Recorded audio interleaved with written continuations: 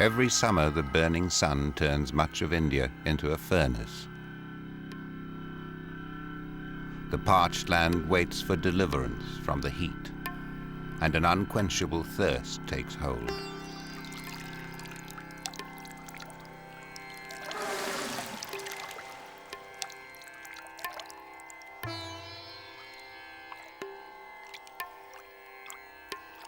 Every pool of water is precious. Soon it too will be gone.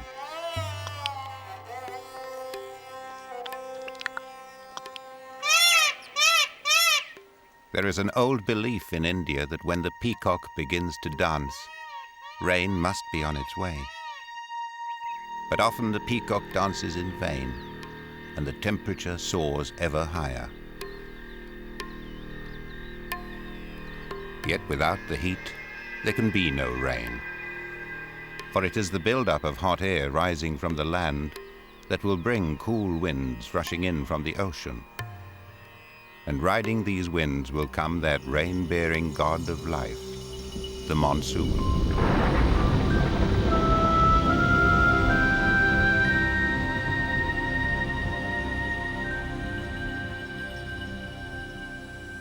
February in India's far northeast. The monsoon is still some months away.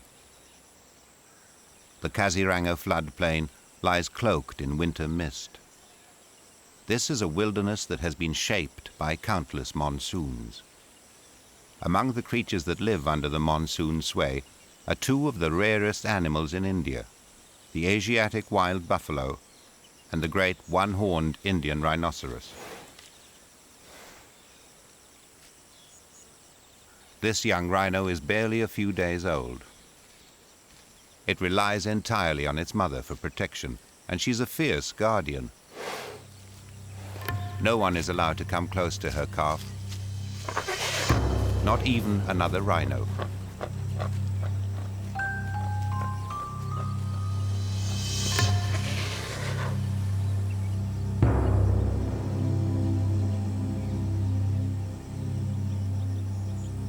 But other rhinos are no real threat to the calf. The danger is from tigers, who will brave the mother's formidable presence to snatch a young rhino. Instinctively, the calf walks just ahead of its mother.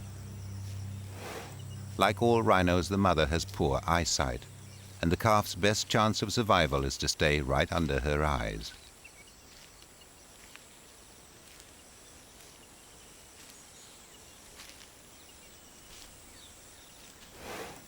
Every calf is precious. There are only about 2,000 Indian rhinos left in the wild, and 2/3 of them live in this primeval corner of India. On a misty morning, every breath makes them look more like medieval dragons.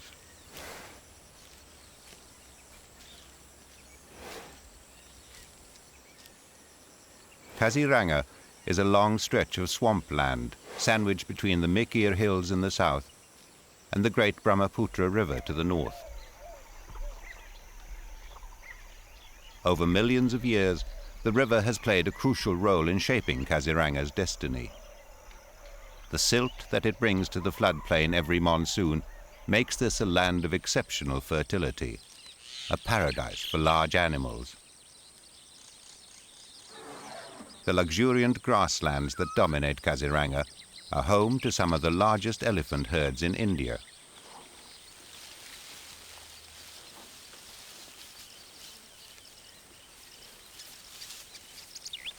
The grass can grow over 15 feet tall. It provides cover for all the animals and is a staple food for the elephants.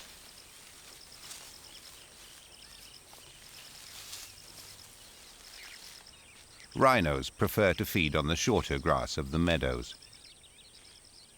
This female is on heat and is laying down a seductive urine trail.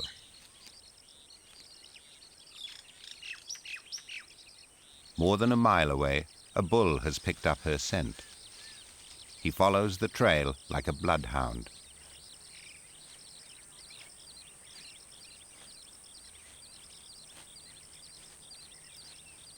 For the male rhino, finding the female is only the beginning. She's a solitary animal and suspicious even of other rhinos. He approaches her cautiously. Her initial reaction is intimidating, but her aggression is part of the courtship ritual.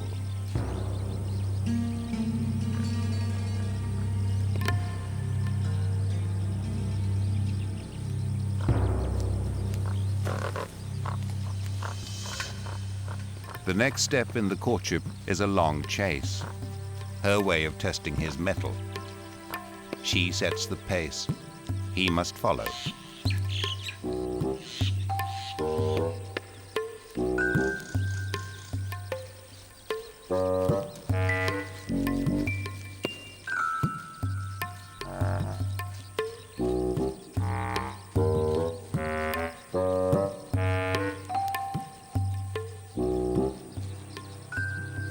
When the male has proved his stamina, she will allow him to mate.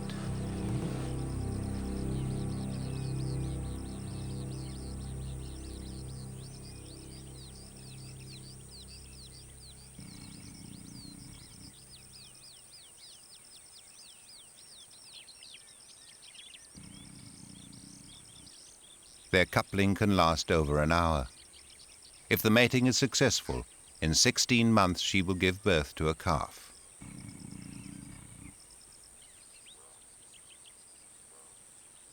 Lured by the female's trail, another bull appears. The female is tiring under the weight of her mate and is trying to dislodge him.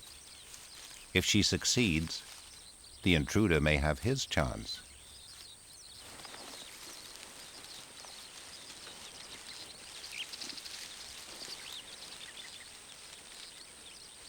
Scattered amongst the grasslands are basins of water called beels, favorite fishing spots for pelicans. The floods of the last monsoon replenished the beels and restocked them with fish. With the advance of the dry season, the water levels in the beels start to fall, concentrating the fish and making it easier for the pelicans and the adjutant storks to feed. Soon the stock of fish in the beels will dwindle, and the birds will have to move on.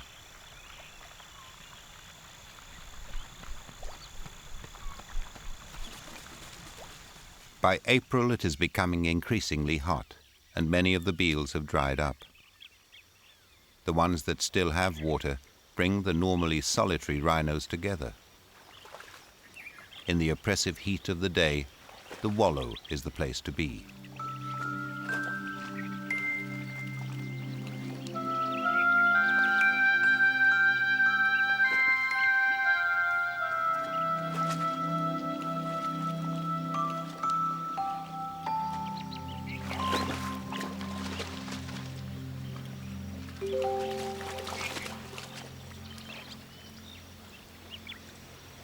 Buffaloes also wallow to keep their bodies cool. The mud provides a protective coating against biting insects. Buffaloes are gregarious and like to crowd together, quite unlike the rhinos. When an inquisitive calf approaches the wrong mother, tempers flare.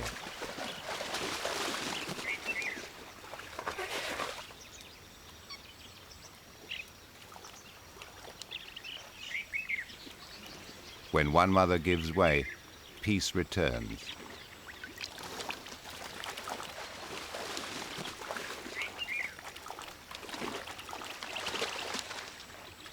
As temperatures continue to rise, the heat draws in rain clouds. But these pre-monsoon clouds often deliver no more than a drizzle.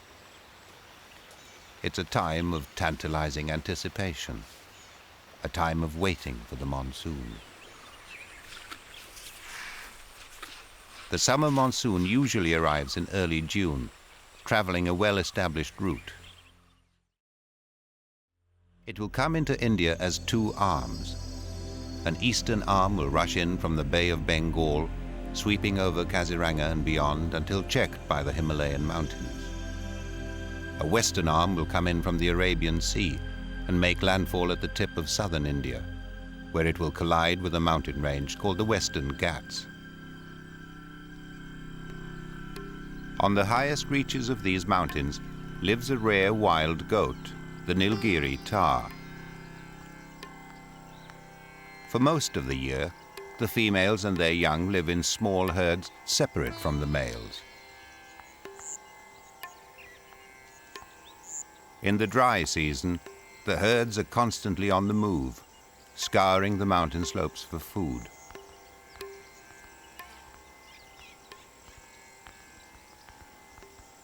For the young tahr facing their first summer, life is particularly hard.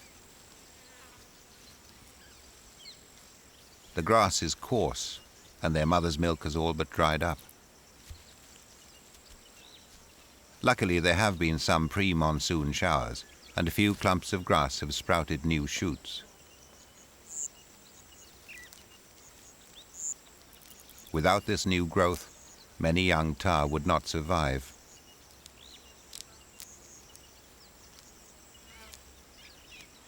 The monsoon is not far away, but for now, the only dark clouds on the horizon are clouds of smoke from forest fires on the plains below.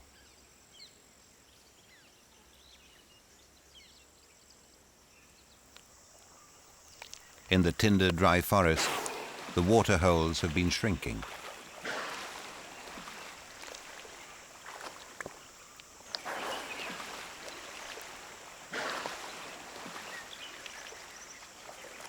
The tepid water has been muddied by the many elephant herds that have passed through.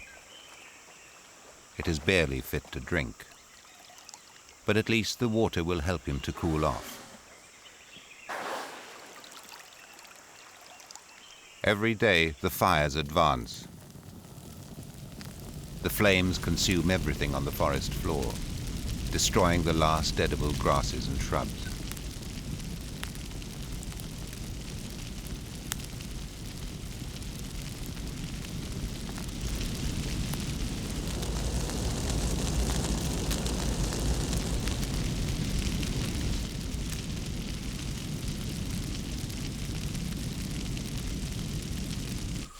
The fires and the lack of food have driven most of the elephants to the edge of the forest, where there's still some grass.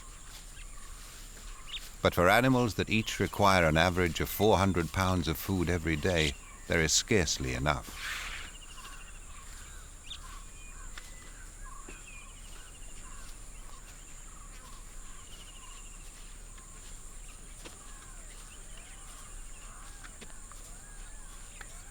This is the most difficult time of year for the elephants. The old and the weak will not survive.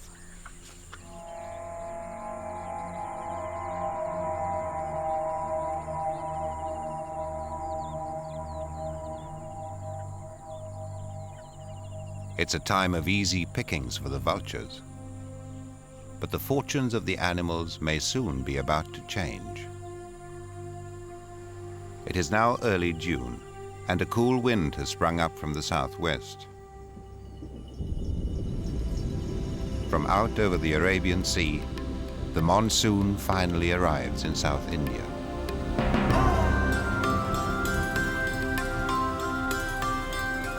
From now until September, it will rain almost every day.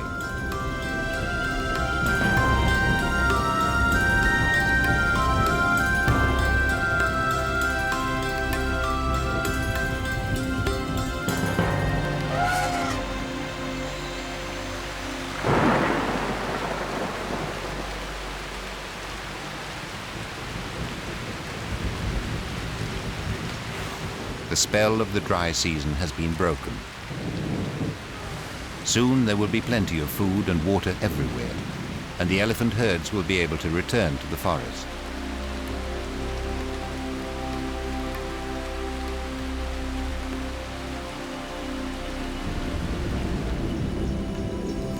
The monsoon clouds sweep inland until their path is blocked by the towering mountains of the Western Ghats. During the 4 months of the monsoon season, they will drench these slopes with over 20 feet of rain. Over millennia, This heavy rainfall has created an incredibly lush rainforest.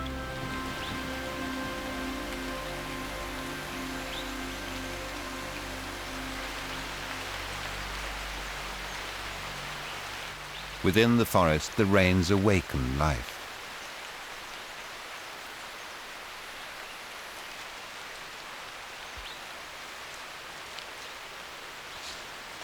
A Travancore tortoise emerges from its dry season shelter beneath the leaf litter.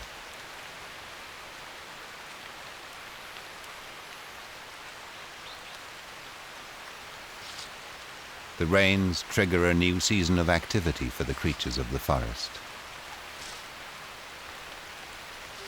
Soon there'll be enough water everywhere for the toads to breed. A giant forest snail feeds on the moss that springs up almost overnight on the rocks.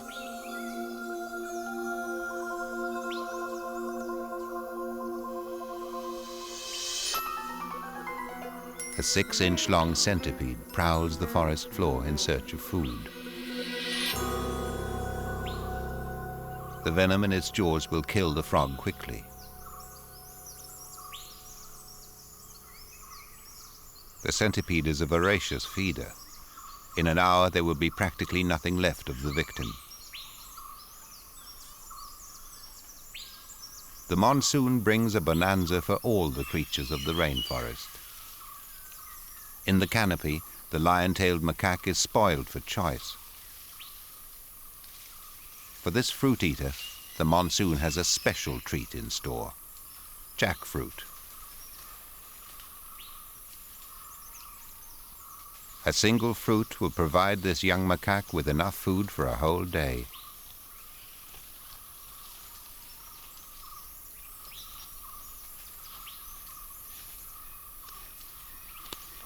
With coveted food like this, it's best to take it and run. The dominant male of the troop is just waking from a siesta. He'll have no qualms about snatching the fruit. The young macaque must eat as fast as he can. His hurried feeding is manna from heaven for a Travancore tortoise.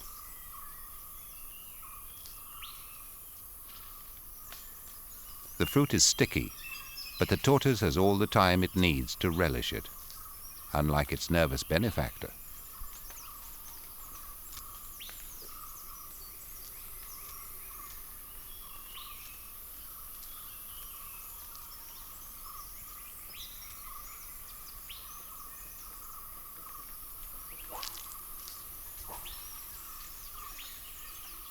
The dominant male is closing in. The youngster must make good his escape.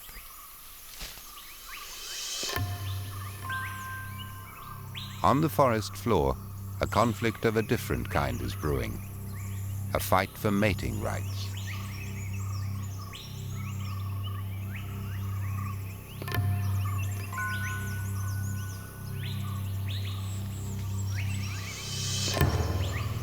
The older male on the right has moved into the younger male's territory and is meeting stiff resistance.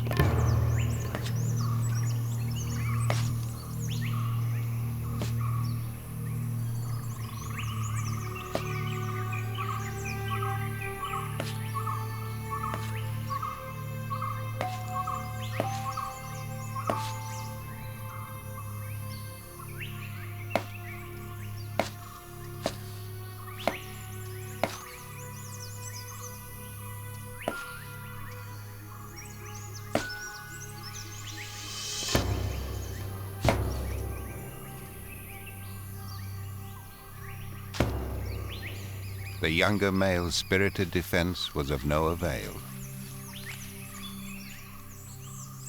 Having disposed of his rival, the victor comes courting. His sense of smell will tell him if the female is receptive. If she is, he will woo her in his own unique way. The male's techniques for love or war are surprisingly similar.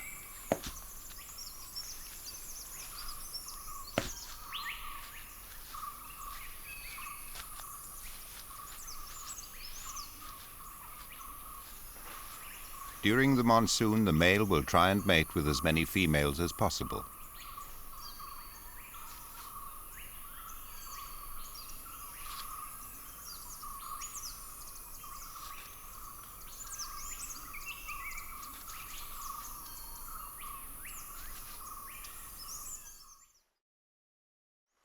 The rains have filled the streams, and the forest is bursting with an abundance of water.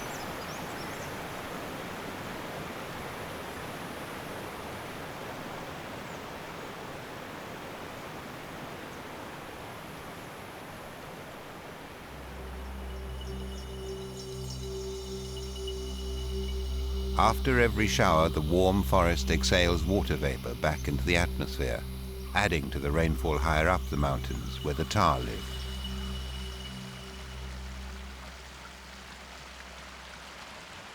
The female herds have now swollen with the arrival of adult males, known as saddlebacks, because of the light patch on their backs. For most of the year, they live in bachelor herds. It's only during the monsoon that they join the females. Although some females are still suckling young, most will soon be ready to mate.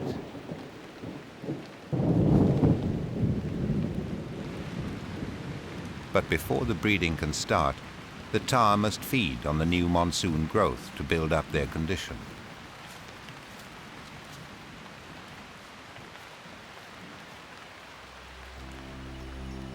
The monsoon is now well established along the west coast of South India, where the rains will continue until September.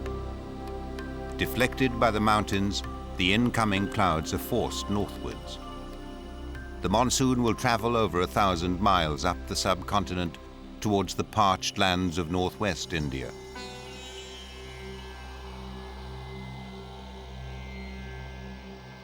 The incredible heat rising off the desert will help draw the monsoon north. But it may never get here. Some years it can exhaust itself during its long journey.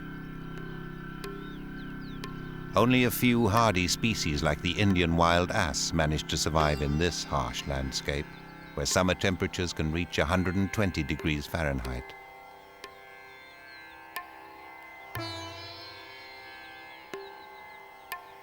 Desert has claimed large tracts of this part of India. The few remaining pockets of forest lie along the direct path of the monsoon. In these forests there's still a little water left, and the animals take full advantage of it.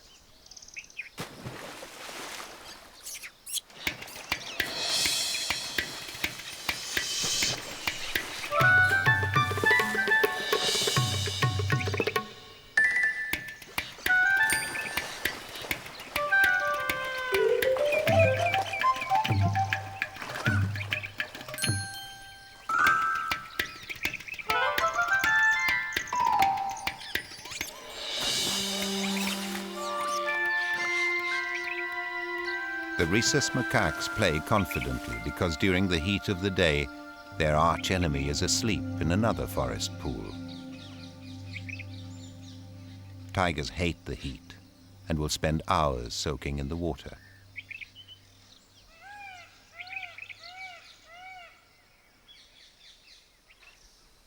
These arid forests of Rajasthan in northwest India are the hottest areas inhabited by tigers. But despite the crippling heat, not all tigers can afford to loll in the water. This tigress has 2 nearly full-grown cubs, and to keep them fed, she has to hunt constantly. The dry, open forest makes concealment difficult and stalking almost impossible.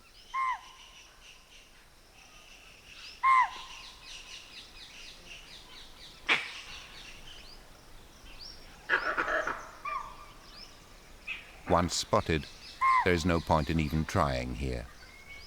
She's an ambush hunter who relies on stealth and surprise to make a kill.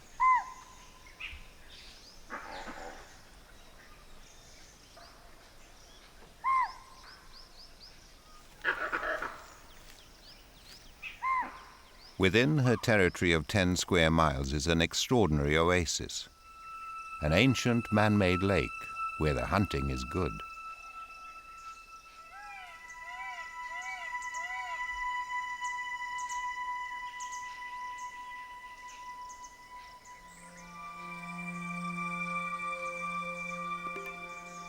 Once her own kind were hunted here.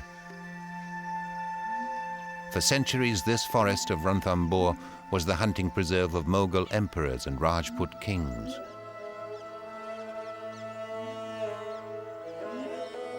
When their dynasties fell, their lodges and palaces reverted to the forest and its animals. The tigress may have given birth to her cubs in one of these ruins.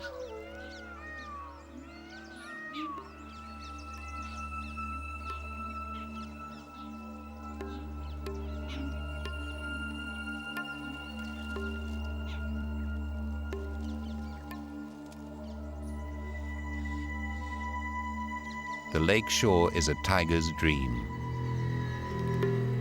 Arrayed before her, tantalizingly close, are prey animals of every kind.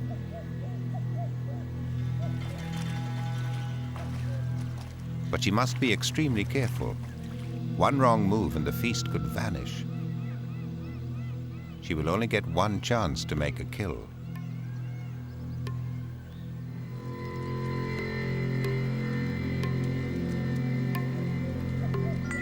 The sharp-eyed langur monkeys are the sentinels of the forest, but today they're busy feeding. The tigress has slipped past and will wait for her chance. The sambar deer feeding on waterweeds are unaware of the danger.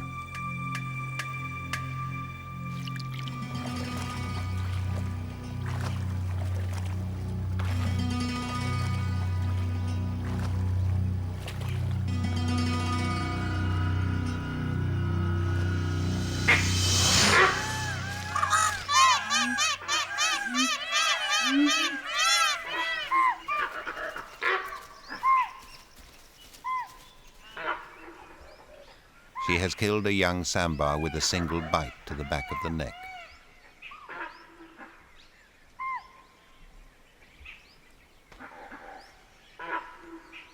Tails raised in alarm, the rest of the sambar scatter.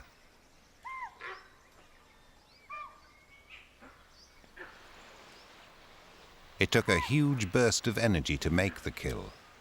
Now, the tigress must drag the carcass over a mile to where her cubs are waiting.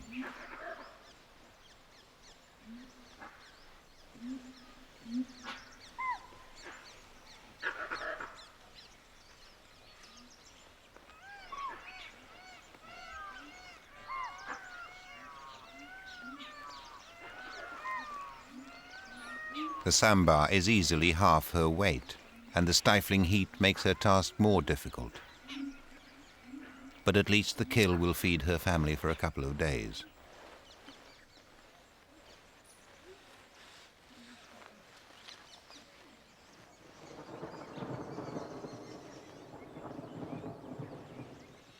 At last, there is a promise of rain.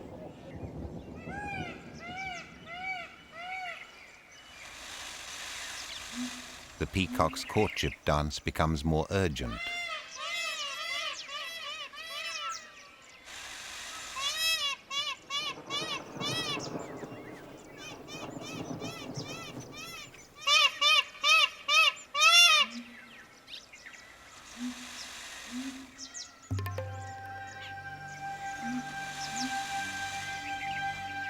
There's a smell of rain in the air.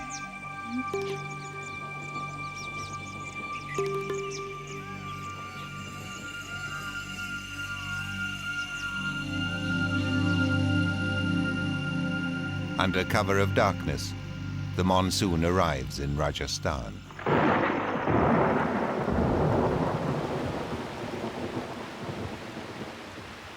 In an underground burrow, a female python sits tightly coiled around her clutch of eggs. She laid them 60 days ago. Time to hatch with the monsoon. Now she can sense movement within the eggs. Soon she will leave them, never to return.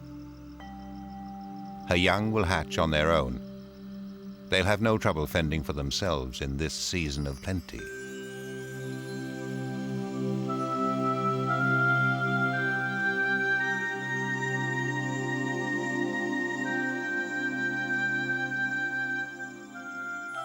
The hatchlings break out of the leathery eggshell with the help of an egg tooth, a razor-sharp protrusion at the tip of the snout. Once they've slit the shell, the hatchlings will stay within the egg for a few more hours to absorb the remaining yolk.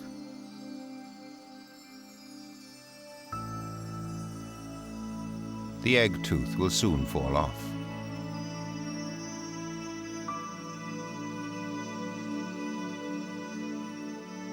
The young pythons are almost 2 feet long when they hatch, big enough to crush a large mouse or a frog. But they will not have to hunt straight away. The yolk stored in their bodies will sustain them for about a week.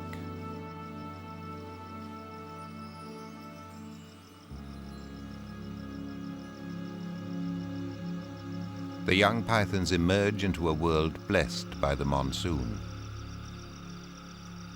As the hatchlings leave the burrow, their immediate instinct is to find water. Guided by its sense of smell, the first one out heads for a drink from a fresh puddle of rainwater.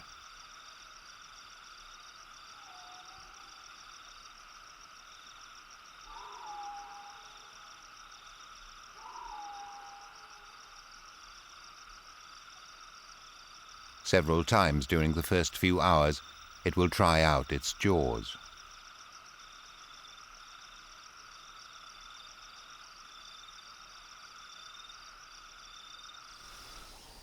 At daybreak, the rain resumes.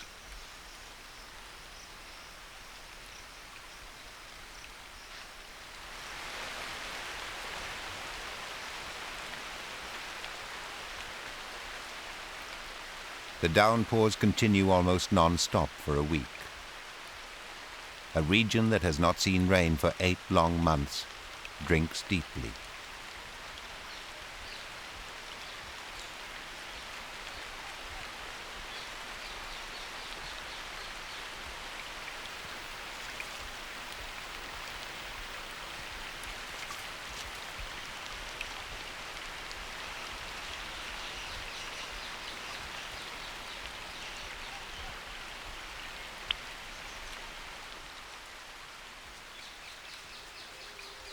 In this arid part of India, the effects of just a few days of rain are dramatic.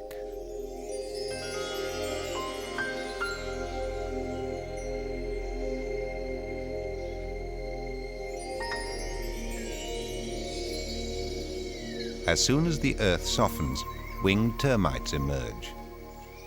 They've been nurtured in the nest by the smaller worker termites.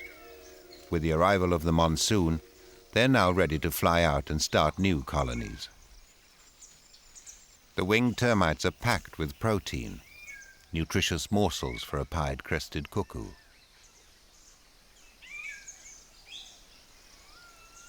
A myna collects as many as it can for its chicks. The exodus will not last long. Because of the profusion of insects and other food during the monsoon, many birds breed at this time. Peacock chicks have also hatched. While they're busy feeding on insects and grass seeds, their mother keeps a sharp lookout for danger.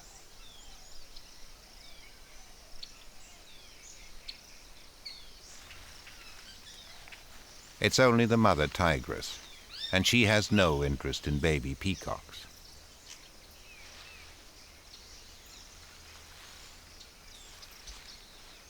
These days she has time to laze. At last, her cubs are learning to hunt for themselves.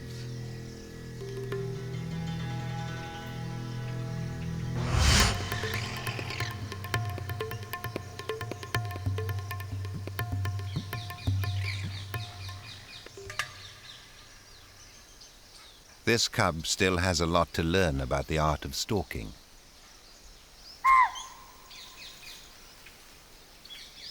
Now the forest is on full alert. But hunger is a great teacher. Stealth and speed will come with practice. Nearby, his sister has found another way to pass the day. But even doing nothing can have its problems.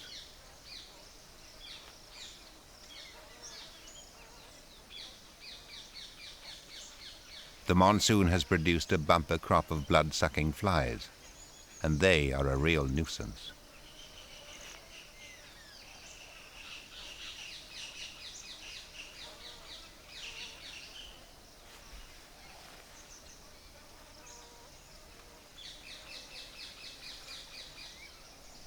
The monsoon has created a different kind of problem for the mother. The rains have washed away the scent marks she's carefully laid out around her territory. So after every shower, she has to patrol her boundaries and respray her scent. It's a warning to other tigers that this is her domain.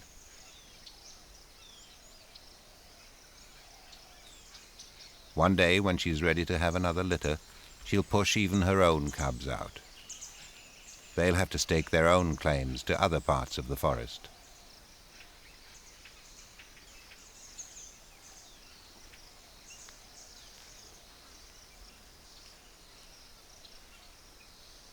The monsoon has transformed the tiger's forests in Ranthambore. But an even more dramatic change has taken place not far away, where a dusty scrubland has turned into a watery paradise. Bharatpur is India's most famous wetland. Its monsoon-filled marshes are now teeming with fish, food for thousands of water birds that have come to breed: egrets, herons and cormorants. The most spectacular monsoon visitors are just arriving, the painted storks.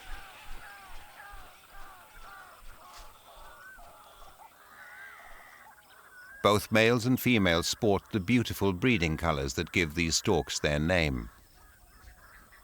Constant preening keeps them looking their best.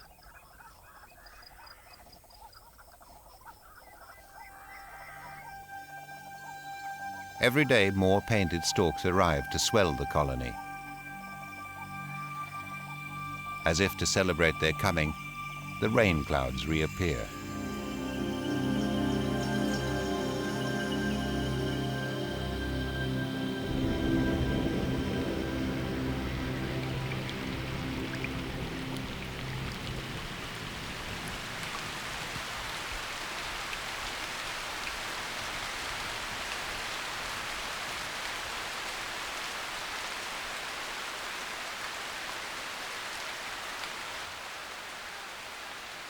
This weather pattern is typical of the summer monsoon, days of rain alternating with days of heat and humidity.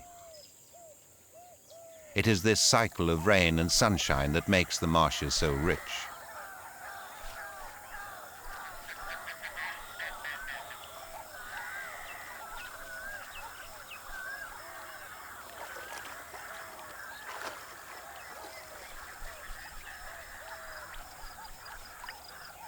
During a good monsoon, birds breed in extraordinary profusion. In the painted stork colony, almost every nest has 2 or 3 chicks. On the exposed treetops, it can get very hot. The adult birds keep their bills open to prevent overheating. They protect their downy chicks from the sun with their wings. Despite the shading, the chicks get extremely thirsty and constantly beg for relief. Without water, the chicks will die. So every few hours, a parent bird will fill up at the marsh below and ferry water back to the nest.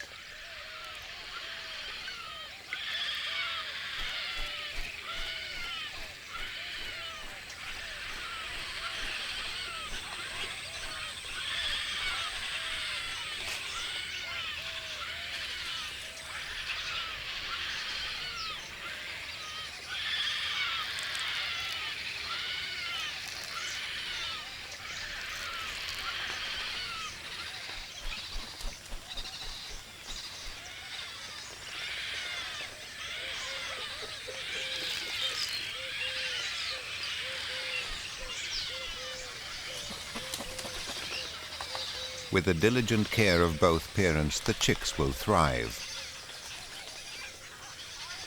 The short season of rain in northwest India is practically over. Within 6 weeks of its arrival here, the western arm of the monsoon begins to retreat. But over 1,000 miles to the south, where the rains began 3 months ago, the monsoon is still active. In between the rain showers, the tar rut is at its peak.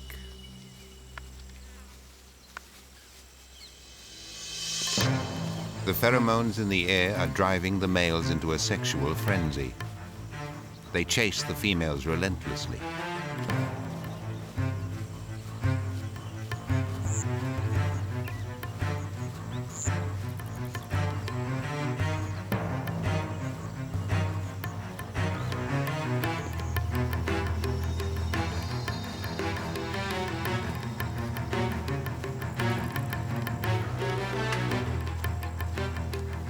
With so many females in the herd, the only way for males to find out which ones are still receptive is when a female stops to offer a urine sample.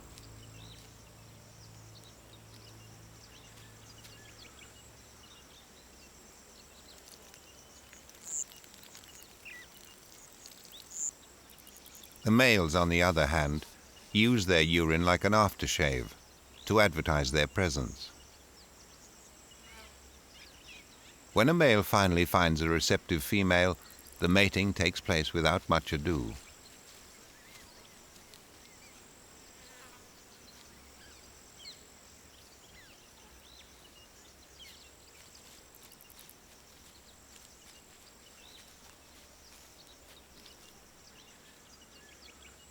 The chases will continue until all the females have mated. Then the males will gradually regroup into bachelor herds and return to their remote crags. The western arm of the monsoon is weakening, but the eastern arm is more vigorous than ever. Stopped short by the great Himalayan ranges, the monsoon continues to drench northeast India and Kaziranga with enormous quantities of rain.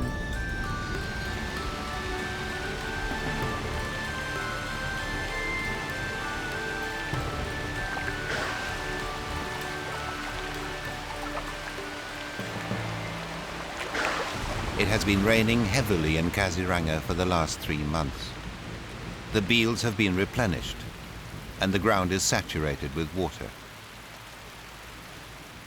When the rains relent, the heat builds up again. The clouds trap the heat, creating a hothouse that stimulates enormous growth. In the tall grass, a tiger is on the prowl.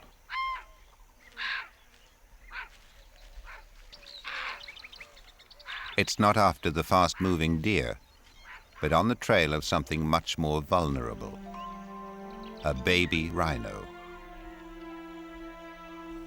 Although the short-sighted mother can't see the tiger, her acute sense of smell has alerted her to its presence close behind.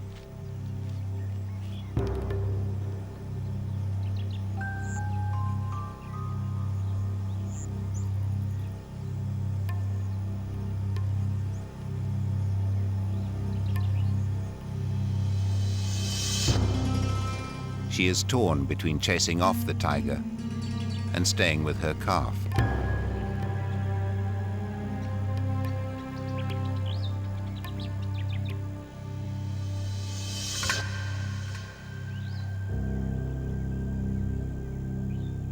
The best way for the rhino to protect her calf is to take refuge in the sea of grass. The tall grass might be a sanctuary against predators, but it will offer no protection against the Brahmaputra River, which has been rising steadily with the monsoon rains. Any day now, it could breach its banks and engulf the grasslands. As more clouds rush in, the downpours intensify in the mountains above Kaziranga.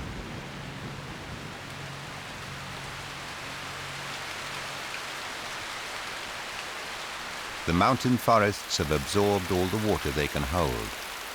The runoff is now adding to the already swollen streams.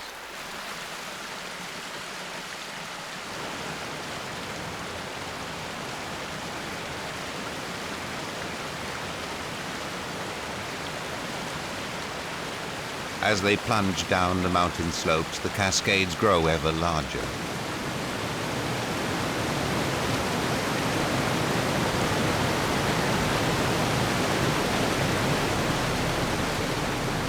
Finally, the torrents empty into the Brahmaputra.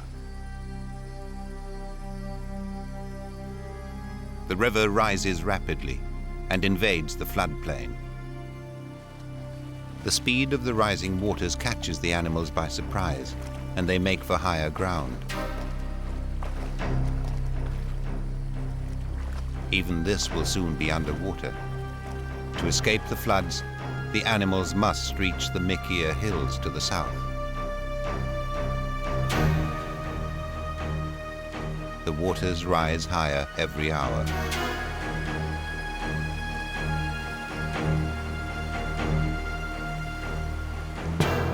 Animals that are too slow to escape can be swept away by the flood or drown. Swimming across the vast expanses of water is exhausting.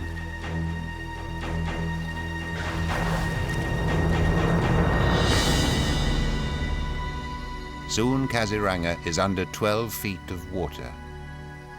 Only the tips of the tall grass are visible.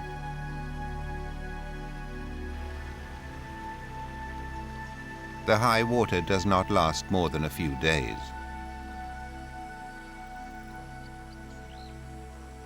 When the flood waters recede, the toll is revealed.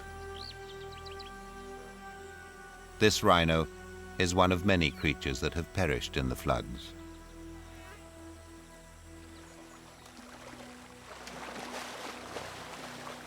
The animals that escaped to the hills now return. This is a cycle that has been repeated over millennia, and the animals have adapted to living in a flood-prone environment. Although some have died, most of the creatures of Kaziranga will benefit from the floods. The rich silt and nutrients brought by the flood waters will further enrich the soil.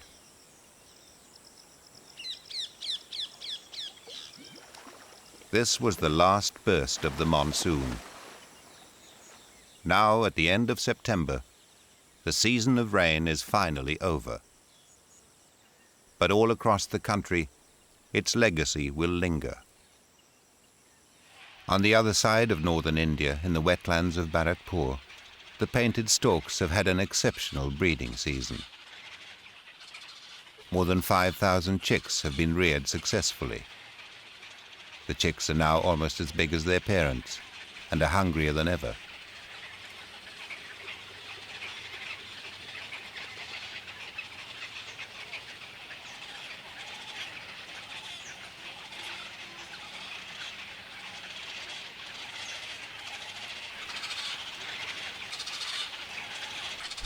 Thanks to the bounty of the monsoon, a whole new generation of painted storks is ready to take wing. All around, the marshes are bursting with the arrival of tens of thousands of waterfowl from Siberia, Mongolia, and China.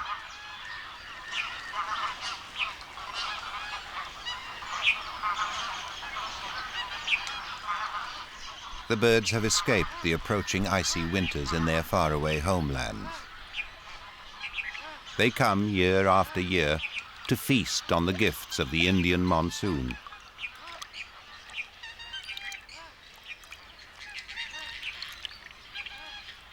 Over the winter months, they feed in the marshes.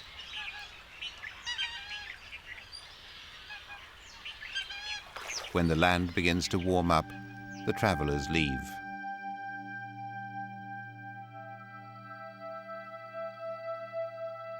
As the temperature continues to rise, the lushness of the monsoon begins to fade.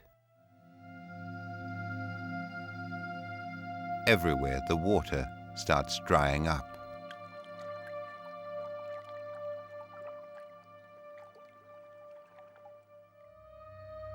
The forests wilt.